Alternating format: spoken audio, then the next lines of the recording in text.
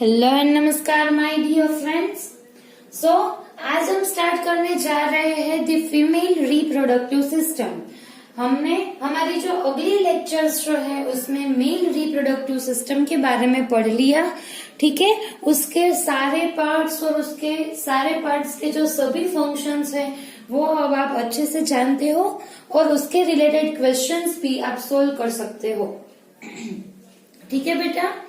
अभी हम female reproductive system के बारे में पढ़ने वाले हैं, ठीक है। सो उसमें भी primary sex organ and secondary sex organs are there, ठीक है। मैंने आपको बताया था, क्या बताया था अभी आपको अच्छे से याद हो गया है, ठीक है, कि जो प्राइमरी सेक्स ऑर्गन्स जो है जो कि गैमेटोजेनेसिस में इन्वॉल्व होते हैं, जिसे प्राइमरी सेक्स ऑर्गन्स बोलते हैं, और सेकेंडरी सेक्स ऑर्गन्स जो कि gamete transfer, fusion of gametes, formation और the production of sex hormones, ठीक है।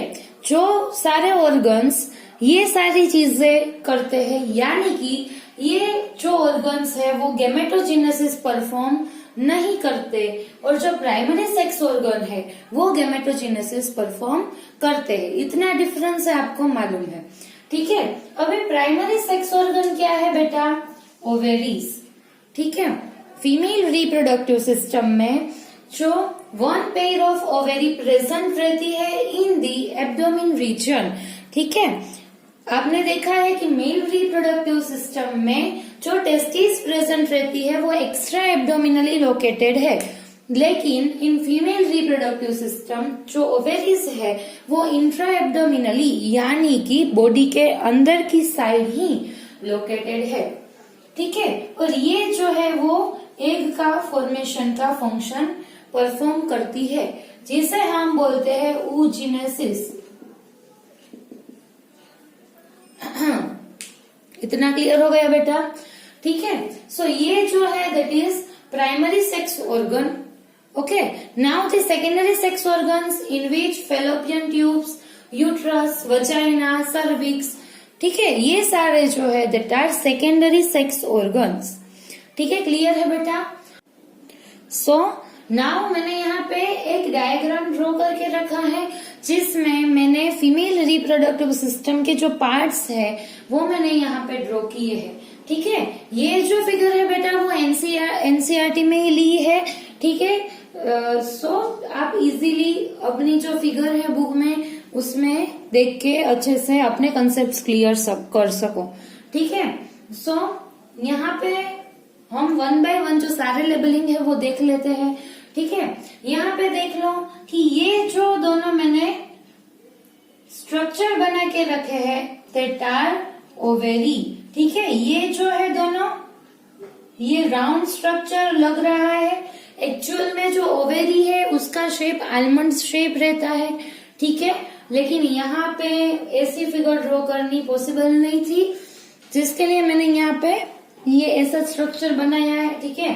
सो ये जो है दिस बोथ आर ओवेरीज, ठीक है। और जो ये ओवेरी है वो क्या करती है बेटा? oogenesis मैंने अभी बताया, सिंथेसिस ऑफ एग और यू कैन से ओवम और ओवा, ठीक है। सो ये जो है that are primary sex organs, ovary. अभी मैंने बताया कि ओवेरी जो है वो एग सिंथेसाइज करती है, ठीक है। अभी यहाँ से एग सिंथेसाइज हुआ, यहाँ से रिलीज हुआ, ठीक है। अभी जो फेलोपियन ट्यूब है, फेलोपियन ट्यूब यानी बेटा ओविडक्ट, ठीक है। हम जो आपके 10th के जो सारे कॉन्सेप्ट्स है उसी के बारे में अभी बात कर रहे हैं, ठीक है। डिटेल में मैंने अभी कुछ भी नहीं बताया है, धीरे धीरे करके हम डिटेल में पढ़ेंगे, ठीक है, ताकि आप कंफ्यूज ना हो। सो ये जो ओवेरी है बोथ विल प्रोड्यूस ओवा, ठीक है। दोनों के पास कैपेसिटी है ओवा प्रोड्यूस करने की, ओवम प्रोड्यूस करने की, ठीक है। अभी देख लो कि ये जो ओवेरी है जिसमें एग सेल सिंथेसाइज हुआ, ठीक है। अभी ये जो एग सेल यहाँ पे आया वो यहाँ से जाके फेलोपियन ट्यूब में एंटर हो जाएगा, समझ में आई बात? ओवेरी ने एग सेल को रिलीज किया और वो अभी फेलोपियन ट्यूब में से पास हो जाएगा, ठीक है। और अगर आप ये वाली ओवेरी की बात करते हो तो इसमें भी सेम प्रोसेस है, यहाँ से एक सेल जो रिलीज हुआ वो फेलोपियन ट्यूब के थ्रू आगे चला जाएगा।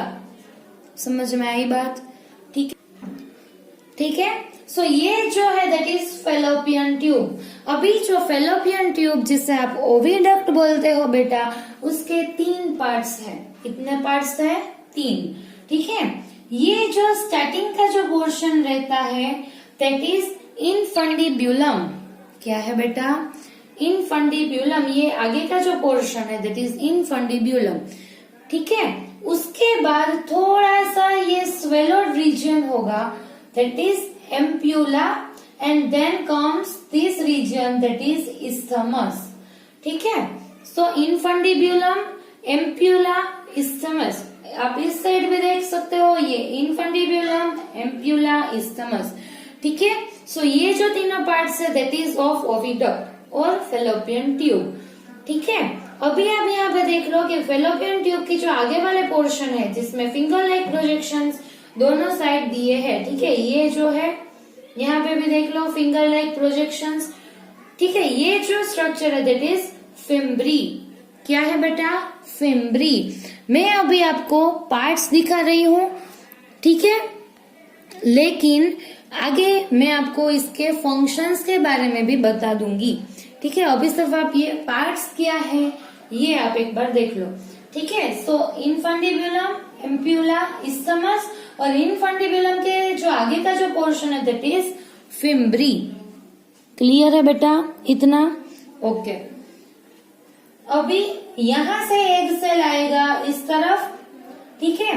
isthmus में से होके ये क्या कौन सा पोर्शन है बेटा? यूटरस का पोर्शन है। ठीक है।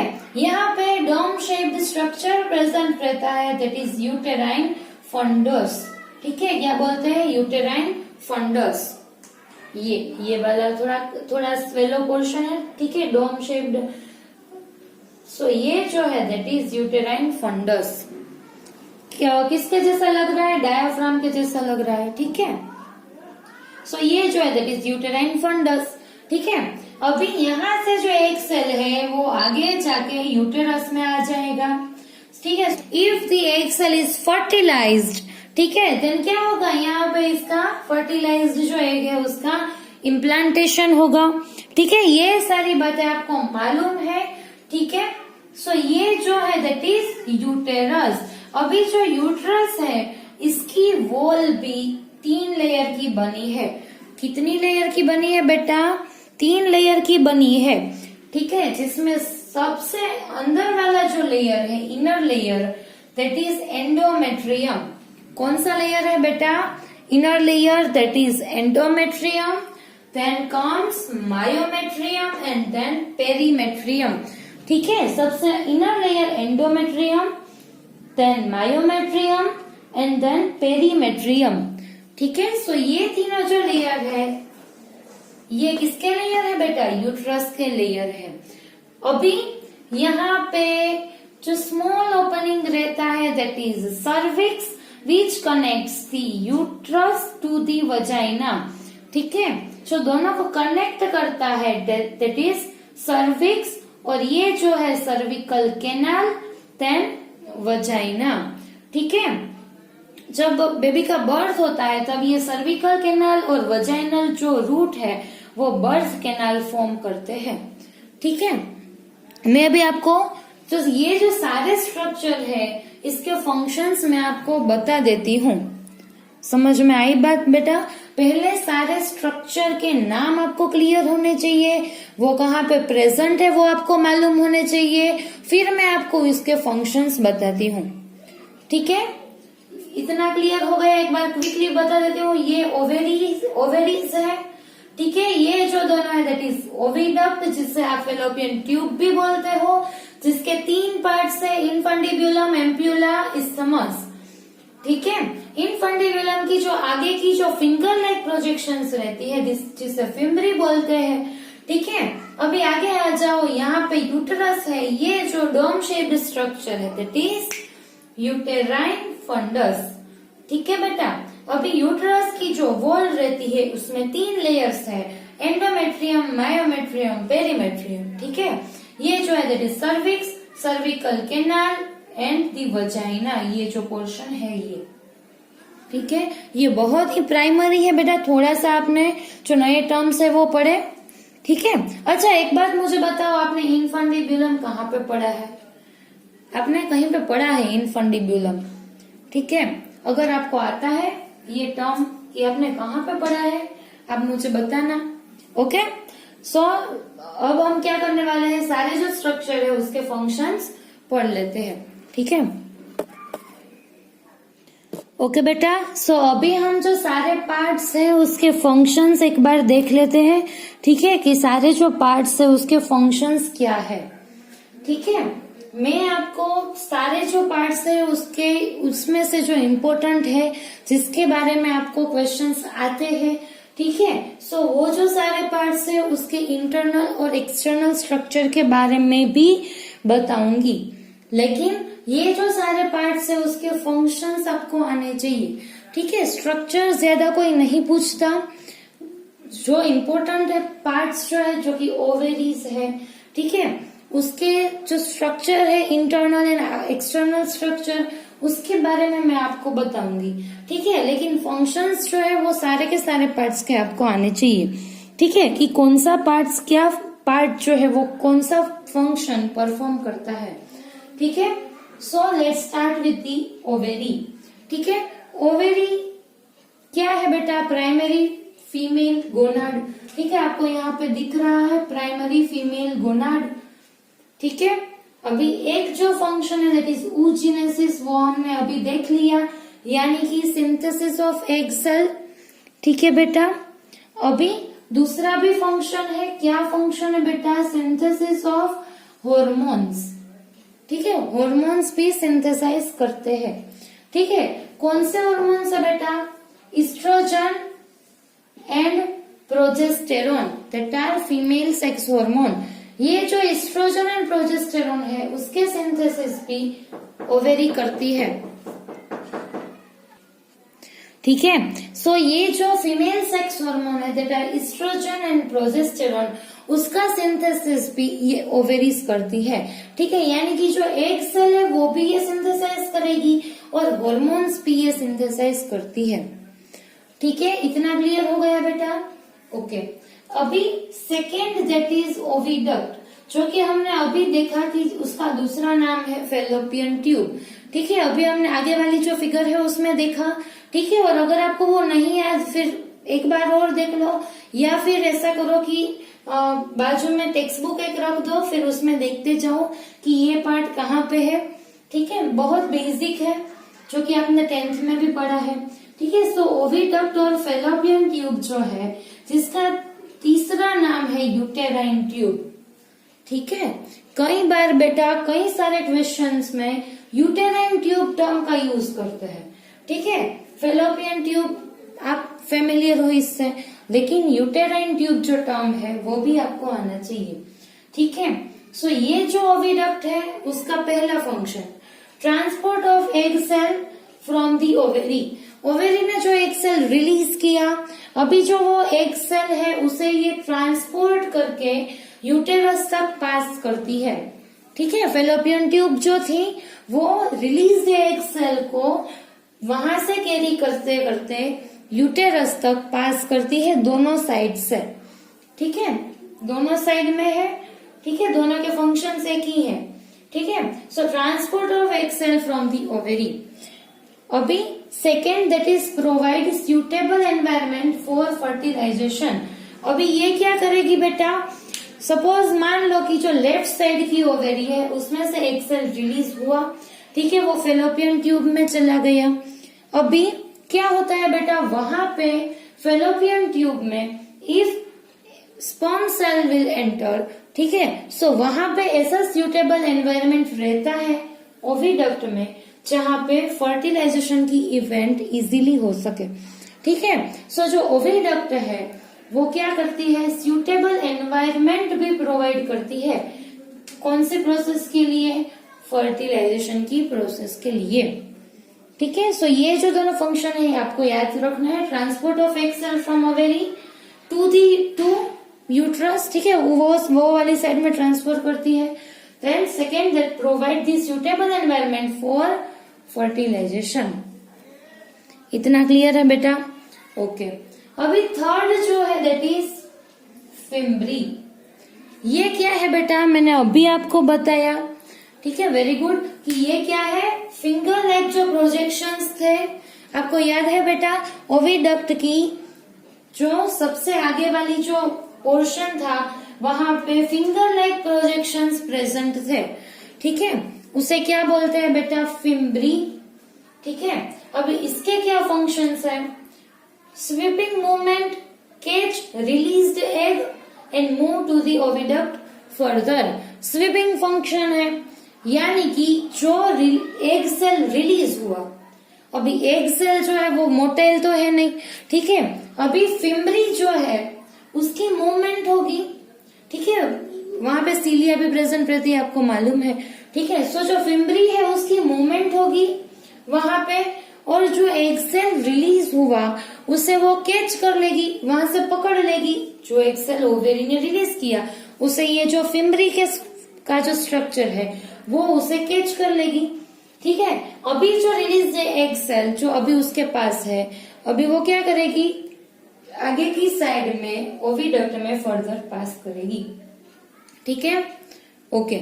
इसीलिए मैंने आपको पहले फिगर दिखाई, क्योंकि उसमें सारे स्ट्रक्चर्स आपको आने चाहिए. ठीक है, उसके बाद फंक्शन. अभी जो ओविडक्ट है उसके कितने पार्ट्स थे बेटे? 3 पार्ट्स थे. Infundibulum, ampulla and isthmus. ठीक है, ये सारे जो 3 पार्ट है that are parts of ovary, sorry oviduct. ठीक है, ये जो 3 पार्ट है किसके पार्ट है बेटा? ओविडक्ट यानी कि फेलोपियन ट्यूब के पार्ट्स है. ठीक है, सो उसमें जो पहला है दैट इज इनफंडिब्यूलम, फनल शेप्ड थोड़ा सा जो स्ट्रक्चर था. ठीक है, सो वो जो पार्ट है दैट इज इनफंडिब्यूलम. ये क्या करता है बेटा? फिम्ब्री ने जो egg cell release egg cell को जो पकड़ा था ना, उसने आगे पास किया. अभी आगे कौन सा पोर्शन था बेटा? इनफंडिब्यूलम. ठीक है, अभी जो ये एग सेल है वो जैसे ही इनफंडिब्यूलम रीजन में आया वहीं आएगा, क्योंकि डायरेक्ट जो फर्स्ट पार्ट है दैट इज इनफंडिब्यूलम, फिम्ब्री ने पकड़ लिया, वहां से आगे पास किया. आगे का जो पार्ट था दैट इज इनफंडिब्यूलम. अभी इनफंडिब्यूलम क्या करता है? ये जो एग सेल जो वहां पे आया उसे गाइड करता है कि किस ओर उसे अभी जाना है. ठीक है, वो जो फनल शेप्ड स्ट्रक्चर है इनफंडिब्यूलम वो रिलीज एग सेल को आगे की साइड जाने के लिए गाइड करता है. ठीक है, अभी जो सेकेंड पार्ट आएगा ओविडक्ट का दैट इज एम्प्यूला. एम्प्यूला क्या है बेटा? स्वेलोड पार्ट है, वाइडेस्ट सेक्शन ऑफ ओविडक्ट. ठीक है, आप जहां कहीं भी एम्प्यूला पढ़ो यानी कि वो क्या है? स्वेलोड पार्ट है. आपने मेन रिप्रोडक्टिव सिस्टम में अभी पढ़ा एम्प्यूला कहाँ पे था बेटा? वास डेफरेंस का जो स्वेलोड पोर्शन था दैट इज एम्प्यूला. याद है आपको बेटा? ठीक है, सो वो जो स्वेलोड पार्ट था दैट इज एम्प्यूला. यहाँ पे भी एक एम्प्यूला है, कंफ्यूज नहीं होना है. ठीक है, ये ओविडक्ट का थोड़ा सा स्वेलोड पार्ट है. ठीक है, जिसे एम्प्यूला बोलते हैं. अभी ये जो एम्प्यूला है वो क्या करेगा? Widest section of oviduct. Fertilization usually occurs here, यानी कि एम्प्यूला जो है वहां पे फर्टिलाइजेशन की जो इवेंट होती है, मैंने आपको अभी बताया कि ओविडक्ट जो है वो सुटेबल एनवायरनमेंट प्रोवाइड करती है फॉर फर्टिलाइजेशन. और ओविडक्ट का जो पोर्शन है एम्प्यूला, जनरली यहाँ ये जो पोर्शन है वहां पे फर्टिलाइजेशन की इवेंट होती है. समझ में आई बात? Ampulla which is widest section of oviduct, जहां पे फर्टिलाइजेशन की इवेंट यूजुअली, ठीक है, मोस्ट ऑफ द टाइम वहां पे होती है. मैंने लिखा है बेटा यूजुअली. ठीक है, यानी ज्यादातर ये जो एम्प्यूला रीजन है वहां पे फर्टिलाइजेशन की इवेंट होती है. ठीक है, यहाँ आप ऐसा नहीं लिख सकते कि यहीं पे होती है, क्योंकि ये किस पे डिपेंड करता है बेटा? स्पर्म की एंट्री कब हुई. ठीक है, मेंस्ट्रुअल साइकिल के कौन से डे पे हुई.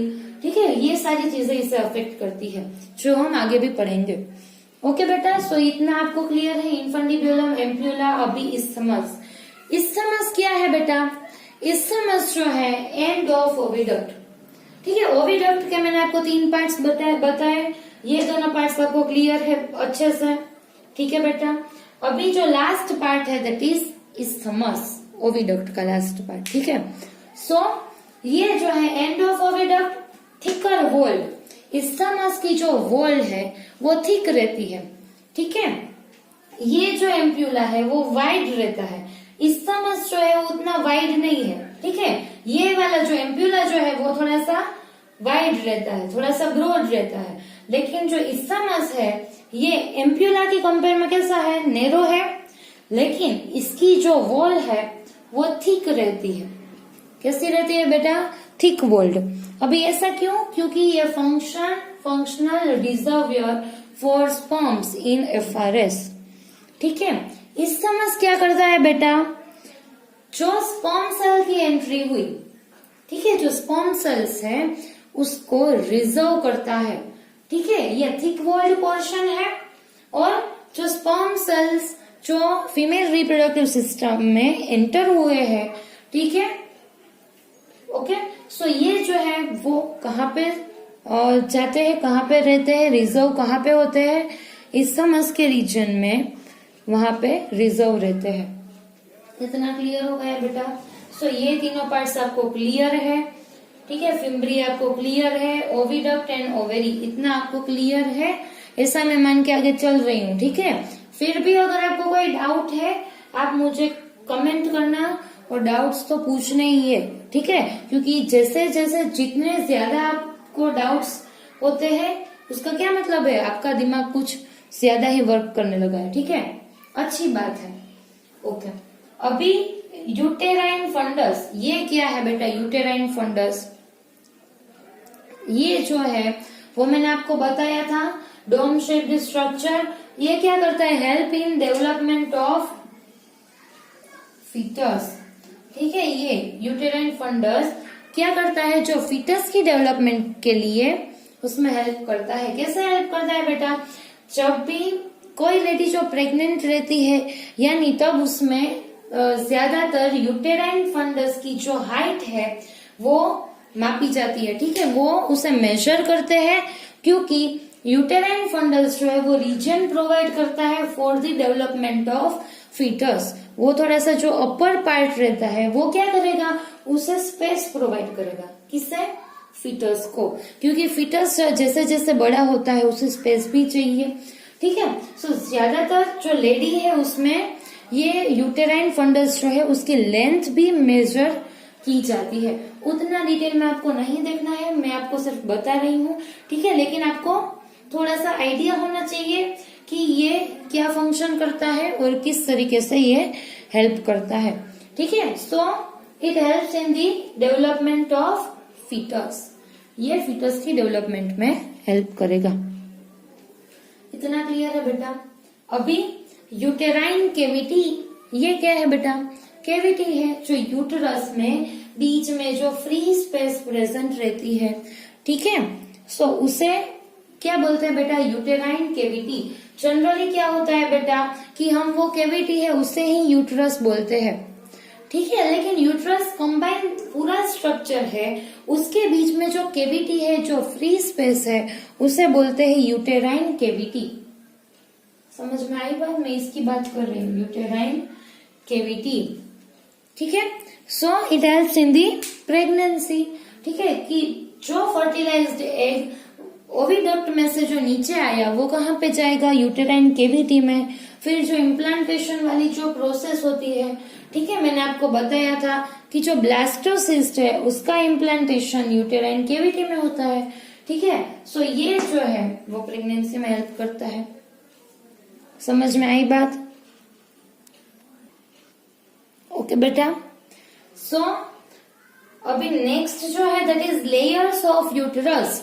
अभी मैंने आपको अगली वाली फिगर में दिखाया कि यूटेरस के 3 लेयर रहते हैं। ठीक है, जो इनर मोस्ट लेयर है दैट इज एंडोमेट्रियम, मिडल वाला जो लेयर है दैट इज मायोमेट्रियम और myometrium, you can say anything, and जो आउटर वाला जो है दैट इज पेरीमेट्रियम। अभी इसमें इनर लेयर किससे बोलते हैं बेटा? जो कैविटी के साइड में है, यानी कि जो इनसाइड है, दैट इज एंडोमेट्रियम। ठीक है, यूटेराइन कैविटी के जो सबसे अंदर की साइड है वहां पे, that is endometrium, then myometrium, then perimetrium. ठीक है, इतना क्लियर हो गया बेटा। सो ये जो 3 लेयर है जिससे यूटेराइन वॉल फॉर्म होती है। ठीक है बेटा, ओके। अभी 1 बाय 1 सारे लेयर्स के बारे में देख लेते हैं। एंडोमेट्रियम जो कि इनर मोस्ट जो लेयर है, ठीक है, जो क्या होता है बेटा? रिलीज इन मेंस्ट्रुअल साइकिल। ठीक है, ये बहुत ज्यादा इंपॉर्टेंट है बेटा एंडोमेट्रियम। क्यों, ऐसा क्यों? क्योंकि एंडोमेट्रियम वो लेयर है जो एट द टाइम ऑफ जब एग रिलीज होता है और वो जो सारी प्रोसेस रहती है मेंस्ट्रुअल साइकिल में, हम जिसके बारे में बात करेंगे, ठीक है, कि तब क्या होता है, आपने थोड़ा सा पढ़ भी रखा है इसके बारे में, कि जो एंडोमेट्रियम जो लेयर है वो थिक होना स्टार्ट होती है। ठीक है, इसकी थिकनिंग हो जाती है, इसमें ब्लड वेसल्स की सप्लाई बढ़ जाती है। ठीक है, ये जो लेयर है वो थोड़ी सी ग्रोथ कर जाती है। ऐसा क्यों? क्योंकि अगर वहां से ऊपर से जो फर्टिलाइज्ड एग, सपोज वहां स्पर्म की एंट्री हुई, एग फर्टिलाइज हो गया, अभी फर्टिलाइज्ड एग अगर यूटेराइन कैविटी में आ गया, फिर क्या होगा बेटा कि वो जो फर्टिलाइज्ड एग है, वो जो ब्लास्टोसिस्ट है, वो आगे जाके ये जो एंडोमेट्रियम है, ठीक है, वहां पे इम्प्लांट होगा। समझ में आई बात? So for pregnancy endometrium is very very important. ठीक है, so for the process of implantation it thickens and blood vessels will also increase in the endometrium. ठीक है, ये जो है वो बहुत थिक और इसकी ग्रोथ हो जाती है। लेकिन जब फर्टिलाइज्ड एग नहीं आता, जब इम्प्लांटेशन की प्रोसेस नहीं होती, तब क्या होता है बेटा? एग सेल के साथ साथ ये जो एंडोमेट्रियम जो लेयर है वो भी रप्चर हो जाती है और वो भी कहाँ पे? मेंस्ट्रुअल फ्लो में एग सेल के साथ साथ रिलीज हो जाती है।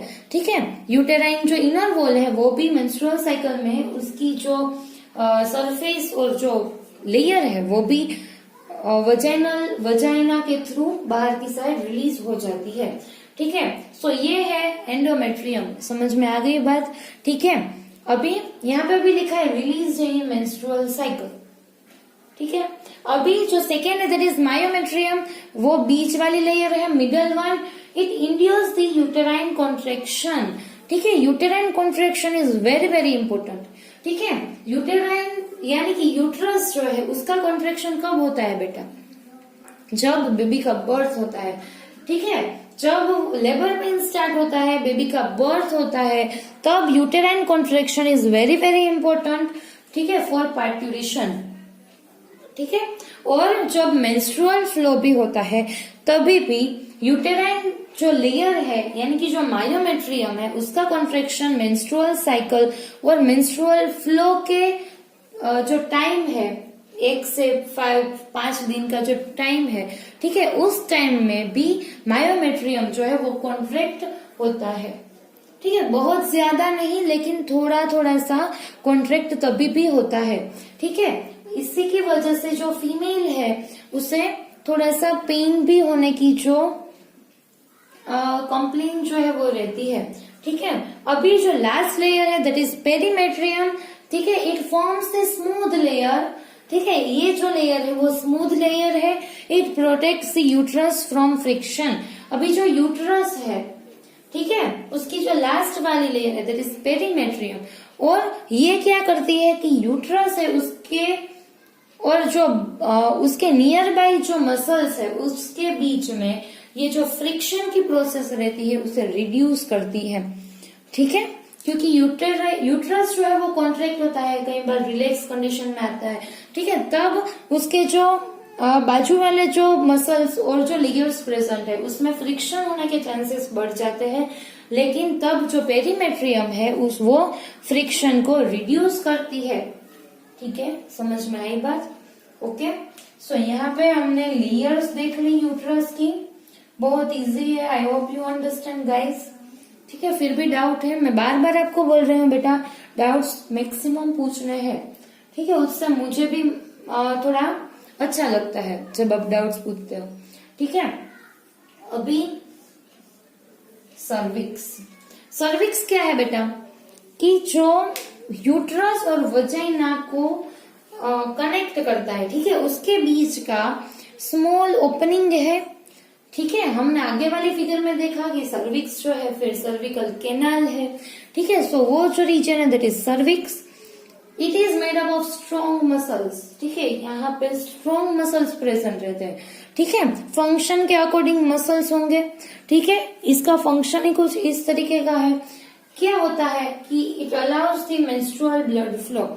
जब मेंस्ट्रुअल ब्लड फ्लो होता है तब जो अनफर्टिलाइज्ड एग सेल एंड जो एंडोमेट्रियम की जो लेयर है वो सारी जो चीजें हैं वो ब्लड फ्लो के थ्रू जो वजाइनल कैविटी में से जब बाहर निकलती है तब बीच में सर्विक्स में से भी पास होती है। ठीक है, अभी ये जो सर्विक्स है वो उतना सॉफ्ट नहीं होता, क्योंकि ये क्या है, जब मेंस्ट्रुअल फ्लो हैवी ब्लीडिंग जब हो रही है तब वहां पे स्ट्रॉन्ग मसल्स प्रेजेंट है, जिससे ये वाली जो रीजन है वहां पे डैमेज ना हो। ठीक है, और दूसरा क्या है बेटा, जब सेक्सुअल इंटरकोर्स के कोर्स जब रहता है तभी भी ये सर्विक्स जो है वो इसमें हेल्प करता है, क्योंकि उसमें स्ट्रॉन्ग मसल्स प्रेजेंट है। ठीक है, इतना क्लियर है बेटा। और एक बात की, जब बेबी का बर्थ होता है तब भी ये सर्विकल कैनाल जो है वो बर्थ कैनाल फॉर्म करने में हेल्प करता है। ठीक है, तो इतना क्लियर हो गया। ओके, अभी वजाइना। ठीक है, it is a outer opening. ठीक है, ये जो है वो फीमेल रिप्रोडक्टिव सिस्टम को जो बाहर का जो एनवायरनमेंट है उससे कनेक्ट करता है। ठीक है, during sexual intercourse it receives the penis. ठीक है, यहाँ से पेनिस की एंट्री होती है, और ड्यूरिंग मेंस्ट्रुअल ब्लड फ्लो जो वजाइना का जो पोर्शन है वहां से जो मेंस्ट्रुअल ब्लड फ्लो है वो बाहर की साइड आउटसाइड रिलीज होता है। ठीक है, सो ये जो सारे स्ट्रक्चर है, ओवेरिज से हमने स्टार्ट किया, फिर oviduct, fimbriae, infundibulum, ampulla, isthmus, uterine fundus, uterine cavity, layers, endometrium, myometrium, perimetrium, cervix, cervical canal and vagina. ठीक है, सो ये जो सारे पार्ट्स है that are very very important. ठीक है, अभी और भी कई सारे पार्ट्स हैं। ठीक है, फीमेल रिप्रोडक्टिव सिस्टम में। ठीक है, वो हम बाद में पढ़ेंगे नेक्स्ट लेक्चर में, क्योंकि ये जो सारे पार्ट्स है वो आपको आने चाहिए। ठीक है, अभी अच्छे से फिगर पढ़ लो, इसके सारे जो फंक्शंस है ये एक बार देख लो। अभी from next lecture we will जो आगे के लेक्चर से हम थोड़ा सा डिटेल में जाने की ट्राई करेंगे। ठीक है, पहला ही लेक्चर था फीमेल रिप्रोडक्टिव सिस्टम के बारे में, इसीलिए मैंने आपको धीरे धीरे करके जो सारे पार्ट्स है वो मैंने आपको दिखाए, फिर सबके फंक्शंस भी मैंने आपको बताए। ठीक है, अभी और भी कई सारे पार्ट्स हैं जिसके फंक्शंस आपको देखने बाकी है। ठीक है, उससे पहले हम हमारी जो नेक्स्ट लेक्चर है उसमें जो ओवेरी है that is primary female gonad, उसका इंटरनल और एक्सटर्नल जो स्ट्रक्चर है, जो उसकी मोर्फोलॉजी है, ठीक है, उसके बारे में हम स्टडी करेंगे कि कैसे वो जो एग सेल है वो प्रोड्यूस करता है और वो सारी चीजें रिलेटेड टू ओवेरीज। ठीक है, उसके बारे में और भी कई सारे स्ट्रक्चर है। ठीक है, उसके बारे में हम बात करेंगे। ठीक है, अगर आपको ये वीडियो अच्छा लगा है then like share and subscribe. अगर कोई भी क्वेरी है तो आप मुझे भेज सकते हो, जितने ज्यादा आपके डाउट्स मुझे उतना मजा आएगा। ठीक है, और आपका जो रिस्पॉन्स है वो मुझे एनर्जी प्रोवाइड करता है। ठीक है, सो आपको अच्छा लगे अच्छा बोलिए। ठीक है, अगर कोई क्वेरी है फिर आप मुझे बता सकते हो। ठीक है, तो thank you so much for watching this video. Thank you.